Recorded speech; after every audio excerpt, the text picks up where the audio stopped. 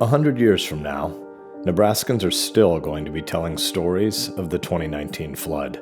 This is the worst natural disaster in our state's history. The severity of the emergency is astounding. 81 of our 93 counties went under emergency declarations. Our state is facing a multi-billion-dollar recovery that's going to take years. How did this happen? I've seen flooding in Dodge County various times, but nothing to this magnitude. They say this is an historical flood, and there's no question that this is a historical flood. The water came up so fast that one of the sergeants was really concerned about getting out himself. He said as he was driving out on the road, the water was up to the headlights of his patrol vehicle, and he was really concerned about getting himself through that water. This was a monster storm.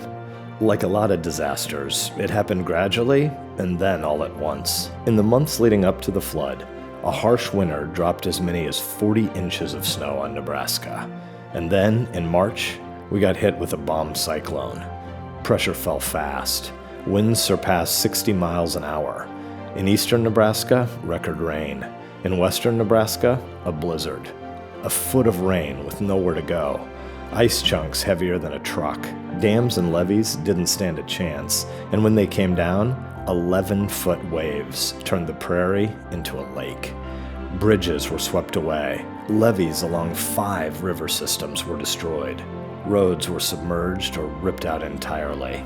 Well, I can tell you when we seen it coming down the road, it was 15, 20 mile an hour, and I said, we're done.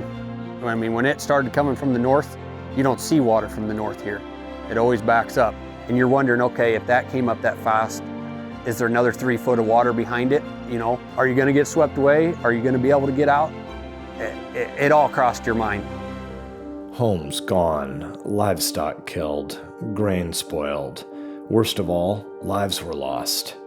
Nebraska is the agricultural engine of America. Our farmers and ranchers feed the world, contributing billions of dollars to the U.S. economy. But this year, fields won't be ready to plant. Herds were hit during calving season, wiping out a generation of livestock. That pain's going to be felt for years. Without roads and bridges, it's a lot harder to get grain and livestock to market. One Nebraskan's homestead to market commute went from 17 minutes each way to a 7-hour round trip. We had no idea how bad it was really going to get. I said to my husband, Jason, I said, is it possible that the Platte River, it's emotional because it was really scary. Is it possible that the Platte River is flowing into Emerson Estates and filling our lake up? And my husband goes, oh my gosh, yes, that's possible. It started just coming over the road into this house. This is where it all kind of started. And by, 1:32 in the morning, it was filled up all the way to, the levee. It didn't get a ton of national coverage, but when disaster struck, Nebraskans proved our grit. For days, the 26,000-person city of Fremont became an island. Except for the small airport, there was no way in or out. Across the state, Nebraskans sprang into action. Kids filled sandbags next to their parents. Moms and dads who had just lost everything showed up to local shelters and immediately got in the volunteer line. The Nebraska National Guard airlifted hay to stranded cattle. The vice president flew to Omaha to survey the damage, and the president granted an emergency declaration in just 2 days. When you look at what the community did and what it did for everybody working together, there was adults, young and old, that came out in droves to sandbag. And regardless of what your past history is with anybody, your neighbors, and you come together side by side and you make it happen. Rebuilding will take months and years. In the first few days, a SNAP assessment showed more than $1.3 billion in immediate damage in just a small portion of the county's hit, to say nothing about the bigger, long-term numbers. Right now, we need to build protections against flash flooding so that summer thunderstorms don't compound the damage. In the coming months, we'll need to rebuild our state's infrastructure so that we're able to withstand future episodes like this. We have a long way to go, but we'll get it done. We always do. We'll rebuild our homes and businesses.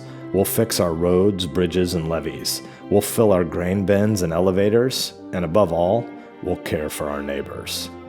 It's the only thing that is gonna fix this is hard work and being tough. That's it. That's all you can do, and push forward. Nebraska don't give up. Like everybody that I've talked to that's been in situations, they're not giving up. They're gonna rebuild, they're gonna move on. We are Nebraska strong. We will get through this together. This story isn't primarily about destruction, but about grit. Because we are going to come back from this. That's why Nebraskans are going to be telling this story for generations.